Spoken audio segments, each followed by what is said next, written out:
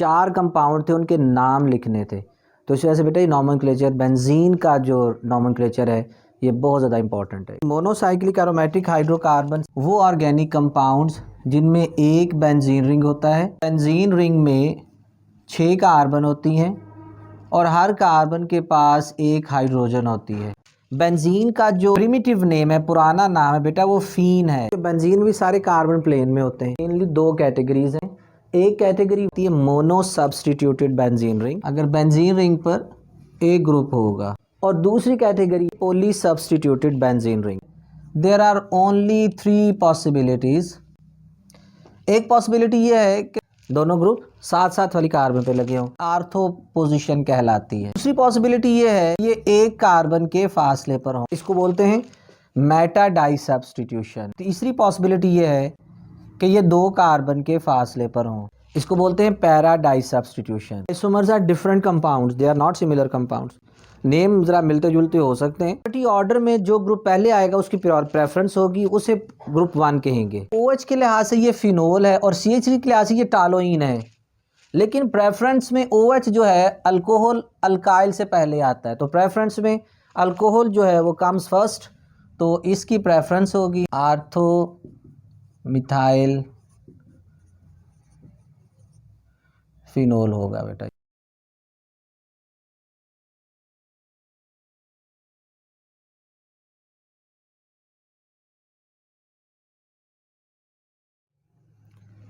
अस्सलाम वालेकुम बेटा, हम लोग एरोमेटिक हाइड्रोकार्बन्स को पढ़ रहे हैं और एरोमेटिक हाइड्रोकार्बन्स में आज मैंने आप लोगों को नॉमेनक्लेचर पढ़ाना है मोनोसाइक्लिक एरोमेटिक हाइड्रोकार्बन्स का। मोनोसाइक्लिक एरोमेटिक हाइड्रोकार्बन्स के लिए बेटा दोबारा बता दूं कि इंटर लेवल पे we are concern with benzene ring, यानी मोनोसाइक्लिक एरोमेटिक हाइड्रोकार्बन से यहाँ पर हमारी मुराद होगी वो ऑर्गेनिक कंपाउंड्स जिनमें एक बेंजीन रिंग होता है और अगर इनमें कोई ग्रुप अटैच होगा, एक या एक से ज़्यादा अगर ग्रुप अटैच होंगे, तो बेटा हम इनकी नंबरिंग किस तरह से करते हैं, नेमिंग कैसे करेंगे, इनका नॉमेनक्लेचर क्या होगा। तो बेटा इसको समझने के लिए बुनियादी जो 1-2 डेफिनेशंस हैं पहले तो वो आप समझ लें। बेटा आपको पता होना चाहिए कि बेंजीन रिंग में 6 कार्बन होती हैं और हर कार्बन के पास एक हाइड्रोजन होती है। बेंजीन रिंग की किसी एक पोजीशन पर हाइड्रोजन को सब्स्टिट्यूट करके सिर्फ एक ग्रुप लग सकता है, एक से ज़्यादा ग्रुप नहीं लग सकता। मिसाल के तौर पर अगर ओपन चेन में देखें, लेट्स सपोज आप इथेन की बात करें, तो बेटा इस एक कार्बन पर इन 3 हाइड्रोजन्स की जगह 3 ग्रुप सब्स्टिट्यूट हो सकते हैं। मिसाल के तौर पर इस पर फ्लोरीन भी सब्स्टिट्यूट हो सकता है, इस पर क्लोरीन भी सब्स्टिट्यूट हो सकता है, यानी एक ही कार्बन पर 2 ग्रुप सब्स्टिट्यूट हो गए। अच्छा, तीसरी हाइड्रोजन की जगह तीसरा ग्रुप भी सब्स्टिट्यूट हो सकता है। सब्स्टिट्यूट मीन रिप्लेस हो सकता है, हाइड्रोजन रिप्लेस होगी, उसकी जगह कोई दूसरा ग्रुप एटम और ग्रुप ऑफ एटम वहाँ पर अटैच हो सकता है। लेकिन बेंजीन रिंग में क्योंकि हर कार्बन के पास एक ही हाइड्रोजन होती है, तो उसकी एक हाइड्रोजन रिप्लेस करके एक ग्रुप अटैच हो सकता है, सेम कार्बन पर एक से ज़्यादा ग्रुप अटैच नहीं हो सकते। ठीक होगी बात। उसके बाद बेंजीन रिंग में ये जो X फॉर एग्ज़ाम्पल मैंने लगाया है, ये इस कार्बन पे लगा हुआ है। अब बेटा अगर ये इस कार्बन पर हो या इस कार्बन या किसी भी कार्बन पर हो, दे आर आइडेंटिकल, यानी मिसाल के तौर पर अगर मैंने यहाँ पर X लगाया हुआ था, अब मैं X को इस जगह की बजाय यहाँ पर लगा देता हूँ, तो बेटा जो ऊपर मैंने बनाया और ये आइडेंटिकल है, इनमें कोई डिफरेंस नहीं है, क्योंकि बेंजीन जो होता है इसकी 6 की 6 कार्बन सिंगल सब्स्टिट्यूशन में सेम होती हैं, ऑल आर कार्बन नंबर 1। इसको समझने के लिए यूँ समझें कि जैसे ये मेरा हाथ है, अब बेटा ये सारे प्लेन में है, ये क्योंकि बेंजीन भी सारे कार्बन प्लेन में होते हैं। लेट्स सपोज ये थंब है, थंब एक ग्रुप है, ये राइट साइड पर अटैच है, ठीक है। अगर ये मॉलिक्यूल यू रोटेट कर जाए तो रोटेट करने के नतीजे में यही थंब ऊपर आ गया है, इसकी पोजीशन रिलेटिवली, इसे बोलते हैं कन्फॉर्मेशन, तो हम कह सकते थोड़ी सी तेज चेंज हुई है, लेकिन ये आइडेंटिकल है, हाथ तब्दील नहीं हुआ। मेरा हाथ अगर ऐसे घूम जाए तो यही नीचे चला गया है, लेकिन ये पोजीशन और ये दोनों एक दूसरे के आइडेंटिकल हैं, क्योंकि वही थंब है, वही हाथ है, सारा कुछ वही है। ठीक है। हाँ, अगर ये थंब यहाँ से टूट के इस जगह की बजाय इधर लग जाए, ये ग्रुप इधर लग जाए, तो इससे डिफरेंस होगा। लेकिन अगर आप बेंजीन रिंग को समझें तो बेंजीन रिंग पर बेटा लगा हुआ पहला ग्रुप जिस भी कार्बन पर लगा हो वो कार्बन सेम होती है, वो कार्बन 1 होती है। हम जस्ट यूँ समझेंगे कि ये मालिक्यूल थोड़ा सा रोटेट हुआ है और इसके रोटेट होने के नतीजे में एक्स जो ऊपर था वो इधर आ चुका है। ऊपर वाले मालिक्यूल में नीचे वाले मालिक्यूल में कोई फ़र्क नहीं है। ठीक होगी बात। तो बेंजीन में बेटा जो हमने नॉमेनक्लेचर पढ़ना है मोनोसाइक्लिक में, उसमें हमारी मेनली 2 कैटेगरीज़ हैं। एक कैटेगरी वो है जिसमें बेंजीन रिंग पर एक ग्रुप होगा, ये कहलाती है मोनो सब्सटीट्यूटेड बेंजीन रिंग। और दूसरी कैटेगरी वो है जब एक से ज़्यादा ग्रुप लगे होंगे, इसे हम बोलेंगे पॉली सब्सटीट्यूटेड बेंजीन रिंग। तो हमने इन 2 कैटेगरीज़ को डिस्कस करना है। अगर बेंजीन रिंग पर एक ग्रुप होगा,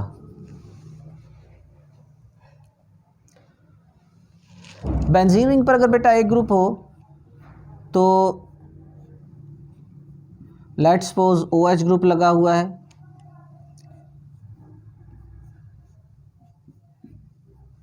NH2 ग्रुप लगा हुआ है, OCH3 ग्रुप लगा हुआ है, CH3 ग्रुप लगा हुआ है, CN लगा हुआ है, COOH लगा हुआ है। इस तरह करके मुख्तलिफ काफ़ी सारे मिसालें बना सकते हैं। बेटा बेंजीन पर जब पहला ग्रुप लगा होगा तो क्योंकि सारी कार्बन सेम है तो इसके साथ 1 लगाने की ज़रूरत नहीं है। ठीक है। अगर ये चेन में होती 1 2 3 4 5 और 6, तो बेटा अगर OH यहाँ पर होता तो हम इसे पोजीशन 1 असाइन करते, OH यहाँ पर होता पोजीशन 2 असाइन करते, OH इधर होता पोजीशन 3 असाइन करते। लेकिन बेंजीन में पहली ग्रुप के लिए सारी की सारी पोजीशंस जो होती हैं वो 1 ही होती हैं, लिहाजा 1 लिखना ज़रूरी नहीं होता। ठीक है। ये जो ब्रांच है, ब्रांच नेम पहले लिखेंगे और एंड पे बेंजीन लगा देंगे। ये हाइड्रोक्सी ग्रुप लगा हुआ है तो बेटा इस कंपाउंड का नाम है हाइड्रोक्सी बेंजीन। यहाँ पर बेंजीन के ऊपर अमाइनो ग्रुप लगा हुआ है तो हम इसे बोलेंगे अमाइनो बेंजीन। ये मेथॉक्सी ग्रुप लगा हुआ है तो बेटा इसको बोलेंगे मेथॉक्सी बेंजीन। ये मिथाइल ग्रुप लगा हुआ है, मिथाइल बेंजीन। ये सायानो ग्रुप लगा हुआ है। ठीक होगी बात। अच्छा, अब इसमें एक छोटी सी बात है बेटा, ये बेंजीन में रिंग में से जब एक हाइड्रोजन कम होती तो उसको फिनाइल कहते हैं, फिनाइल ग्रुप। बेंजीन का जो प्रिमिटिव नेम है, पुराना नाम है बेटा, वो फीन है। तो C6H6 फीन है। अगर इसमें से एक हाइड्रोजन कम हो जाए ये C6H5 बन जाए। ये जितने भी लगे हुए हैं ये सारे C6H5 हैं, क्योंकि जो ग्रुप लगा हुआ है उस ग्रुप वाली हाइड्रोजन माइनस हो चुकी है, एक हाइड्रोजन माइनस हो चुकी है। तो ये सारे C6H5 ये सारे बेटा फिनाइल ग्रुप्स कहलाते हैं, इनको बोलते हैं फिनाइल।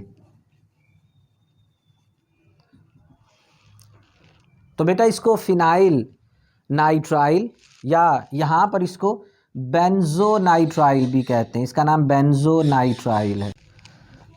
ये बेंजीन कार्बोक्सिलिक एसिड कहलाता है या इसका नाम बेंजोइक एसिड है। इसी तरह बेटा तमाम ये जो कंपाउंड्स हैं जो मैंने अभी आपके सामने एग्जांपल लिखी हैं, इनके भी इसी तरह कमर्शियल नेम्स हैं और वो commercial name IUPAC recommended names हैं। यानी हाइड्रोक्सी बेंजीन का दूसरा नाम फिनोल है, अमाइनो बेंजीन का दूसरा नाम एनिलीन है, मेथॉक्सी बेंजीन का दूसरा नाम एनिसोल है और मिथाइल बेंजीन का दूसरा नाम टालोइन है। बाज़ मोनोसब्स्टिट्यूटेड कंपाउंड के वही नेम होते हैं, उनके 2-2 3-3 नेम नहीं है। मिसाल के तौर पर हमारे पास अगर नाइट्रो ग्रुप लगा हो तो बेटा इसको नाइट्रोबेंजीन ही कहते हैं, आयोडोबेंजीन हो, क्लोरोबेंजीन हो, ठीक है। तो ये तो मोनो सब्स्टिट्यूशन के हवाले से बात होगी कि जब एक ग्रुप अटैच होता है तो एक ग्रुप में हमें 1 2 3 कहने की ज़रूरत नहीं होती, ठीक है। अब आ जाते हैं डाई सब्स्टिट्यूटेड और पॉली सब्स्टिट्यूटेड बेंजीन रिंग की तरफ। बेटा डाई सब्स्टिट्यूशन में हमारे पास पहली बात आपने ज़हन में रखनी है, देयर आर ओनली 3 पॉसिबिलिटीज़। एक पॉसिबिलिटी ये है कि दोनों ग्रुप्स एक साथ साथ वाली कार्बन पर लगे हों, दोनों ग्रुप साथ साथ वाली कार्बन पर लगे हों। अब ये X यहाँ पर है, Y यहाँ पर है, ये U भी हो सकता है, X इधर हो Y इधर हो। इसको बोलते हैं आर्थो डाई सब्स्टिट्यूशन, ये आर्थो पोजीशन कहलाती है, साथ साथ वाली एडजेसेंट कार्बन पर अगर लगे हों तो।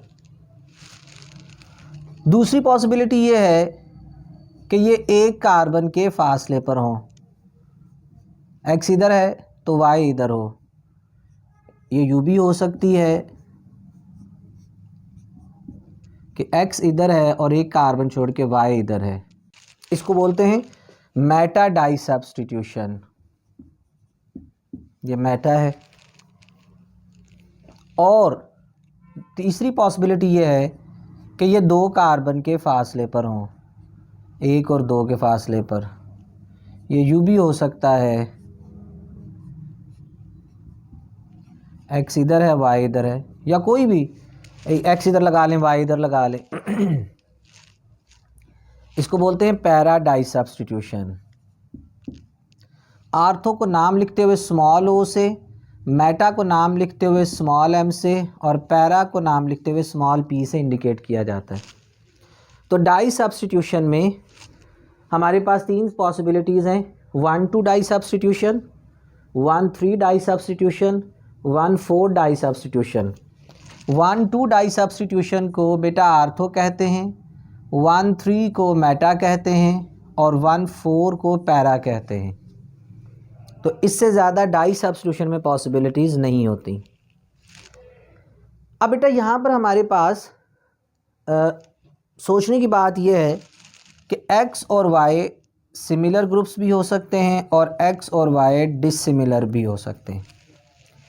अगर तो बेटा होंगे सिमिलर तो हमारे पास मिसाल के तौर पर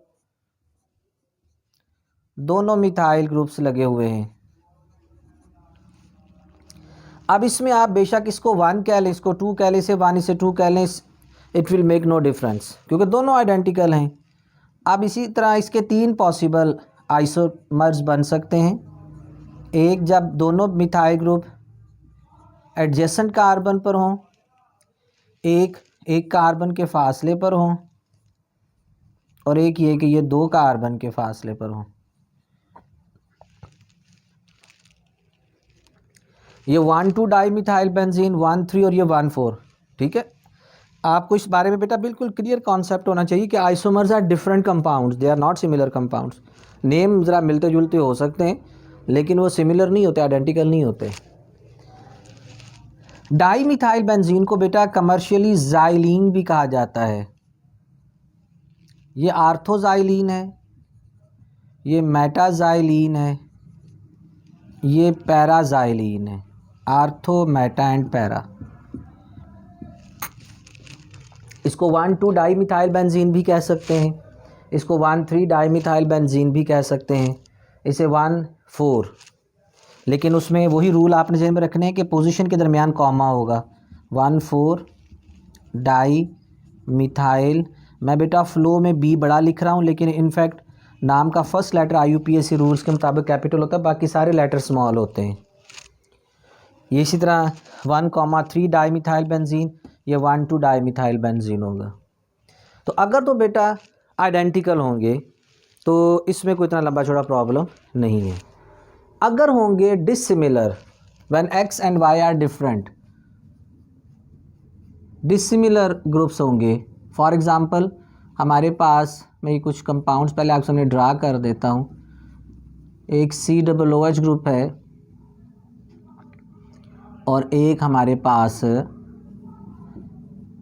OCH3 ग्रुप है, एक हमारे पास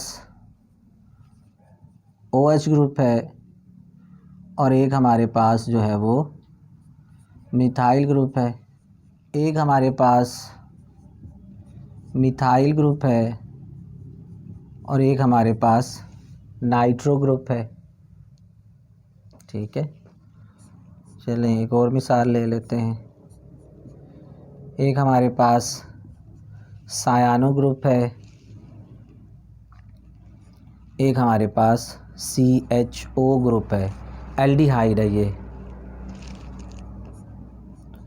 एक हमारे पास एल्डिहाइड ग्रुप है और एक हमारे पास OH ग्रुप है। और एक लास्ट एग्ज़ाम्पल, एक हमारे पास नाइट्रो ग्रुप है और एक हमारे पास आयोडो ग्रुप है। दिस इज़ कंपाउंड 1 2 3 4 5 और 6। अब बेटा इनकी नंबरिंग करने के लिए, इनकी नेमिंग करने के लिए सबसे पहले तो हम ये देखेंगे कि प्रायोरिटी ऑर्डर इसमें एक दिया जाता है। प्रायोरिटी ऑर्डर में जो ग्रुप पहले आएगा उसकी प्रेफरेंस होगी, उसे ग्रुप 1 कहेंगे, और जो बाद वाला होगा वो डेफिनेटली अकॉर्डिंगली होगा। मिसाल के तौर पर अगर मैं प्रायोरिटी ऑर्डर पहले आपके सामने लिखूं तो बेटा इस प्रायोरिटी में सबसे पहल जो है वो कार्बोक्सिल ग्रुप की है प्रायोरिटी के एतबार से, फिर सायानो ग्रुप की है, फिर एल्डिहाइड ग्रुप की है, फिर कीटोन की है, उसके बाद हाइड्रोक्सल यानी अल्कोहलिक ग्रुप की है, फिर अमाइनो ग्रुप है, अमाइनो ग्रुप के बाद ईथर, और लास्ट में कार्बन चेन या अल्काइल ग्रुप। ये बेटा इनकी प्रायोरिटीज़ होती हैं। अब आप इन 6 मॉलिक्यूल्स में देखेंगे कि आपके पास प्रायोरिटीज़ क्या हैं। अब बेटा यहाँ पर कार्बोक्सिल ग्रुप लगा हुआ और ये ईथर लिंकेज है। ईथर लिंकेज कार्बोक्सिल के बहुत बाद में आता है, तो इसको ग्रुप 1 कहेंगे। अच्छा, इसको बेटा हम 1 कह देंगे प्रेफरेंस के एतबार से, और डेफिनेटली अगर हम इधर से नंबरिंग करेंगे तो ये कार्बन जो होगा ये 6 हो जाएगा, 2 3 4 5 6। तो इसको नियरेस्ट पॉसिबिलिटी पे लाने के लिए ये 2 हो जाएगा। ठीक है, तो यहाँ पर ये OCH3 मिथॉक्सी ग्रुप कंसीडर होगा। अब बेटा ये जो 1 लगा है ये पेरेंट मॉलिक्यूल का हिस्सा कंसीडर होता है। ठीक है, ये बेंजोइक एसिड है। हालांकि अगर इसके हिसाब से देखते तो ये एनिसोल बनता है, मैंने अभी आपको नाम बताए हैं, लेकिन क्योंकि यहाँ पर ये सेकंड प्रायोरिटी पे आ रहा है तो फर्स्ट प्रायोरिटी पे क्योंकि COOH आ रहा है तो बेटा हम इस पेरेंट मॉलिक्यूल को बेंजोइक एसिड कंसीडर करेंगे, और बेंजोइक एसिड की पोजीशन 2 पर मेथॉक्सी ग्रुप कंसीडर किया जाएगा। तो ये बेटा 2 मेथॉक्सी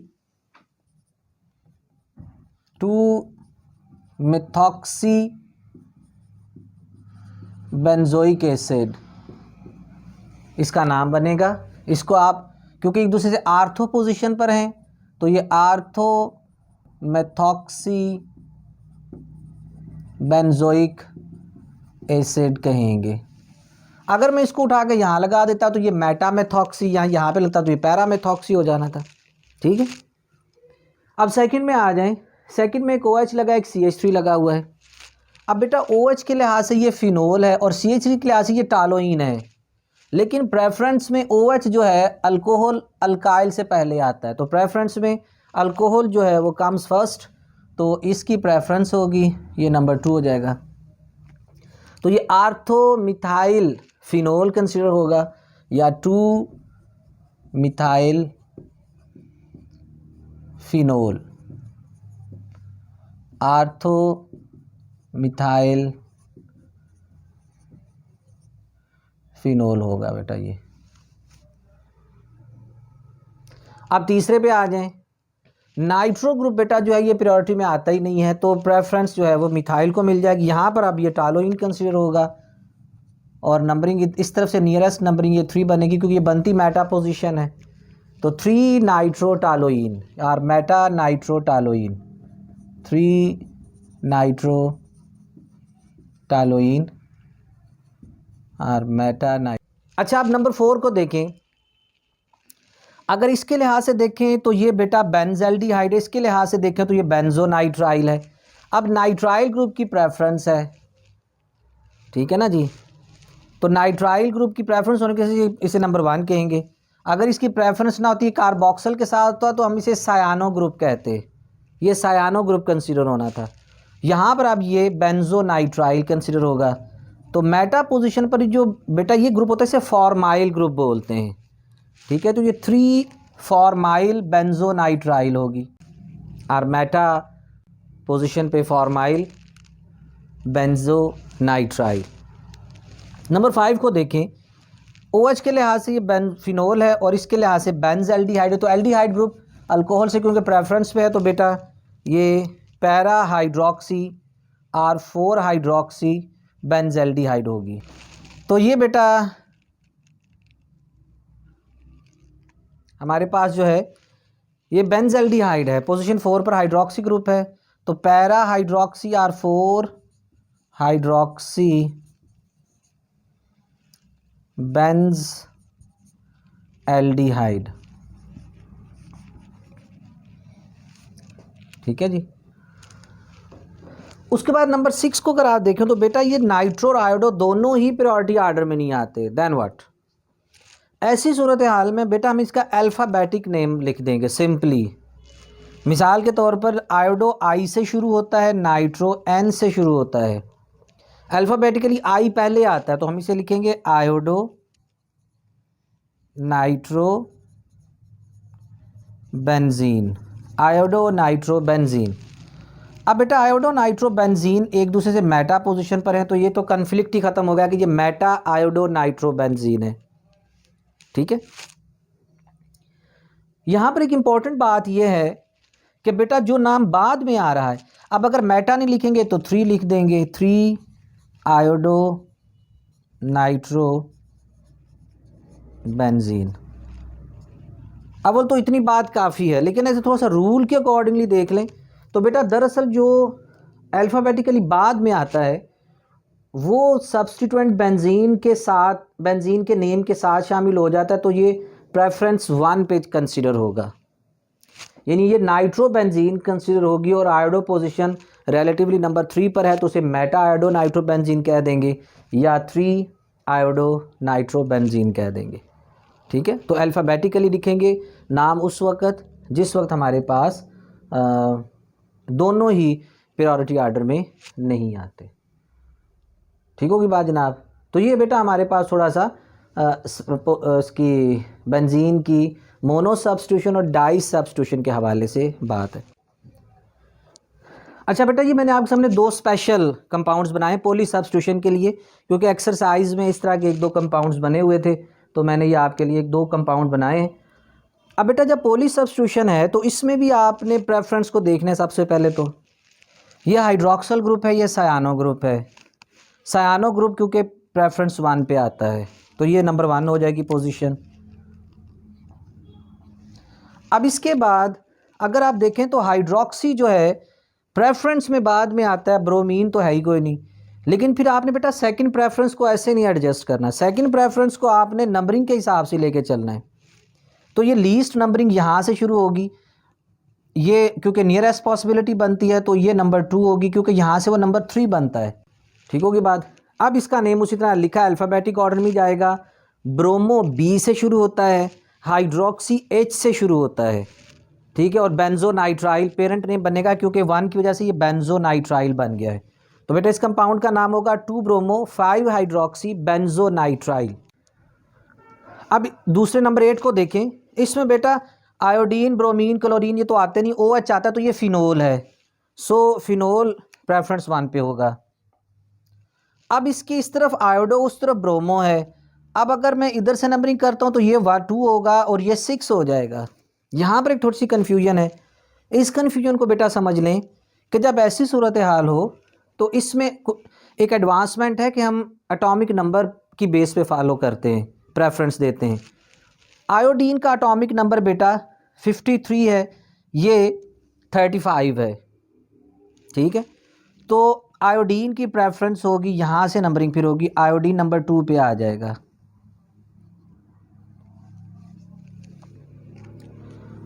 ठीक है जी। 6 ब्रोमो 2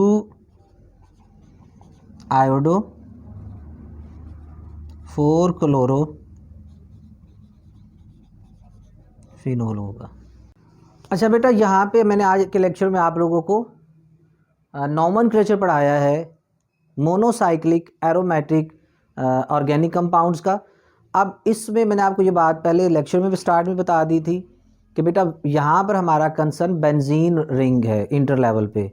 कल प्रीवियस लेक्चर में आपको बताया कि वैसे तो पायरोल भी हमारे पास मोनोसाइक्लिक एरोमेटिक कंपाउंड में आएगा, पायरिडीन भी आएगी, लेकिन in inter level we are concern with benzene and its derivatives aromatic hydrocarbons में। तो इसमें बेटा मैंने आप लोगों को आज के लेक्चर में चीज़ बताई है कि हमारे पास बेंजीन में मोनो सब्स्टिट्यूटेड बेंजीनिंग भी हो सकती है और पॉली सब्स्टिट्यूटेड बेंजीनिंग भी हो सकती है। इसके जो रूल्स बनते हैं वो आप लोग को समझाएं, बताएं, इन्हें पढ़ें, देखें, याद करें। इन्हें बेटा पेपर पॉइंट ऑफ व्यू से सम टाइम स्ट्रक्चर आ जाते हैं, उनके नाम लिखने होते हैं, और सम टाइम नामों के स्ट्रक्चर बनाने होते हैं। तो एक दफ़ा ये लॉन्ग क्वेश्चन के तौर पे भी हमारे इंटर में आया हुआ है कि और पूरे चैप्टर में से कोई टॉपिक नहीं था, 4 कंपाउंड थे, उनके नाम लिखने थे। तो इस वजह से बेटा ये नॉमेनक्लेचर, बेंजीन का जो नॉमेनक्लेचर है ये बहुत ज़्यादा इंपॉर्टेंट है। इसे पढ़ें, देखें, याद करें। अस्सलाम वालेकुम वरहमतुल्लाहि ताला वबरकातुहू।